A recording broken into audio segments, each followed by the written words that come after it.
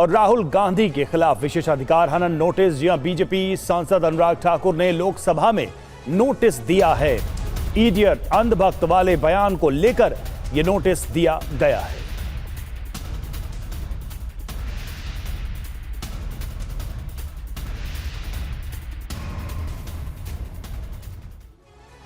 तो राहुल गांधी के खिलाफ विशेषाधिकार हनन का नोटिस दिया गया है और यह नोटिस किसने दिया, कहां दिया, क्यों दिया, पूरी डिटेल अब आपके सामने है। बीजेपी सांसद अनुराग ठाकुर की तरफ से यह नोटिस दिया गया है लोकसभा में। और राहुल गांधी जब अपना संबोधन दे रहे थे, अपनी बात रख रहे थे, तो जो बयान उन्होंने दिया था उस पर ऑब्जेक्शन किया गया है, क्योंकि उन्होंने इडियट और अंधभक्त जैसे शब्दों का जिक्र अपने बयान में किया था। इसी को लेकर बीजेपी सांसद अनुराग ठाकुर की तरफ से यह विशेषाधिकार हनन का नोटिस दिया गया है। अनुराग ठाकुर की मांग क्या है कि मामले को विशेषाधिकार समिति के पास भेजा जाए, यानी इस मामले को आगे ले जाने की कोशिश में बीजेपी नजर आ रही है। कहा गया है कि विस्तृत जांच के बाद इस मामले में एक्शन होना चाहिए। इडियट और अंधभक्त जैसे शब्दों का इस्तेमाल करना सदन की अवमानना है।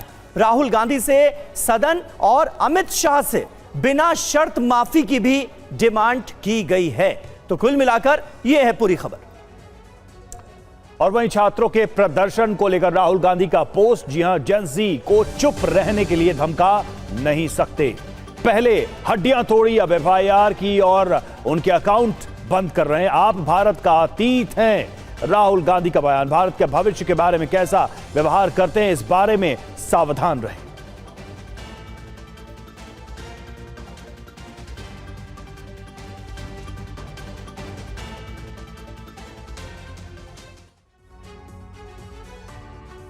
और वहीं संसद से anti paper leak bill pass होने के बाद प्रधानमंत्री मोदी ने एक बार फिर सोशल मीडिया के जरिए ही युवाओं और छात्रों से सीधा संवाद किया। पिछले एक हफ्ते में प्रधानमंत्री का यह चौथा वीडियो संदेश था इंस्टाग्राम पर। पीएम ने पेपर लीक पर सख्त कार्रवाई, परीक्षा प्रणाली में सुधार और विकसित भारत के संकल्प को दोहराया।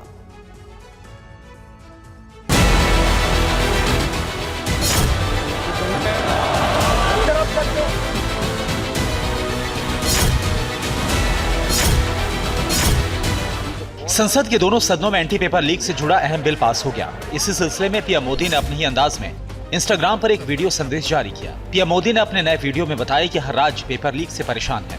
पेपर लीक करने वाले गैंग पर कठोर कार्रवाई की जाएगी। दोनों सदनों में कठोर कानून और प्रावधान वाले बिल को पास कर दिया गया है।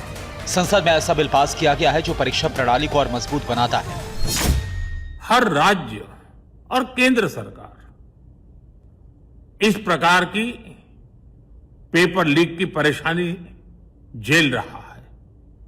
बच्चों के भविष्य को भी इसके कारण संकट पैदा हो रहा है। इन सब को ध्यान में रखते हुए देशव्यापी सभी राज्यों में भी और केंद्र में भी शिक्षा पद्धति में सुधार अनिवार्य हो गया है। टेक्नोलॉजी के भरपूर उपयोग की आवश्यकता हो गई है और साथ साथ फिर से कोई पेपर माफिया, पेपर लीक करने वाली गैंग, देश के बच्चों के भविष्य के साथ खिलवाड़ करने वाली गैंग, उनको बख्शा नहीं जाएगा। पीएम मोदी ने देशवासियों से अपील की कि विकसित भारत के सपनों को पूरा करने के लिए कंधे से कंधा मिलाकर चलें। ये पहला मौका नहीं है जब पेपर लीक के खिलाफ एक्शन को लेकर प्रधानमंत्री ने इंस्टाग्राम पर वीडियो शेयर कर संदेश जारी किया। पीएम मोदी ने 23 जुलाई को छात्रों और पेपर लीक के मुद्दे पर पहला सेल्फी वीडियो शेयर किया, जिसमें परीक्षा प्रणाली को मजबूत करने के लिए सरकार के कदमों की जानकारी दी गई। मैं जानता हूं कि पेपर लीक ये कोई मामूली विषय नहीं है। लाखों विद्यार्थी और उनके अभिभावकों के लिए बहुत ही पीड़ादायक है और इसलिए पेपर लीक घटना से अब तक पिछले 2.5 महीनों में अनेक विध कदम उठाए गए, गुनहगारों को पकड़ा गया है, वे जेल में पड़े हैं। हमारा सबसे महत्वपूर्ण जिम्मा था कि विद्यार्थियों का 1 वर्ष बर्बाद न हो।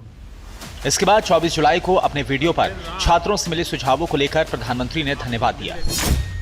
थैंक यू फ्रेंड्स, कल देर रात आपसे मिलने का मौका मिल गया। मेरे जो वीडियो पोस्ट किया था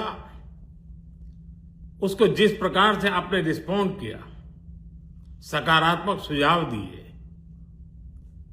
थैंक्स टू एवरीबॉडी।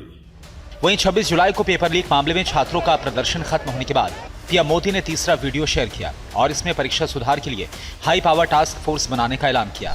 हमारी परीक्षा पद्धति ट्रांसपेरेंट हो, हमारी परीक्षा पद्धति में सबसे ज्यादा अब टेक्नोलॉजी का उपयोग हो, इन सारी बातों को ध्यान में रखते हुए विश्व प्रसिद्ध टेक्नोलॉजी एक्सपर्ट श्रीमान नंदन नीलेकनी जी के नेतृत्व में एक हाई पावर टास्क फोर्स बनाने का निर्णय किया है, जो एग्जामिनेशन रिफॉर्म की तरफ फोकस करेगा और जल्द से जल्द आने वाली परीक्षाओं की विश्वसनीयता को सुनिश्चित करने का काम इसके रिपोर्ट के आधार पर कर दिया जाएगा। लगातार 4 वीडियो के जरिए प्रधानमंत्री ने सीधे छात्रों और युवाओं से संवाद स्थापित करने की कोशिश की और ये संदेश देने की कोशिश भी की कि सरकार शिक्षा के क्षेत्र में क्रांतिकारी कदम उठा रही है।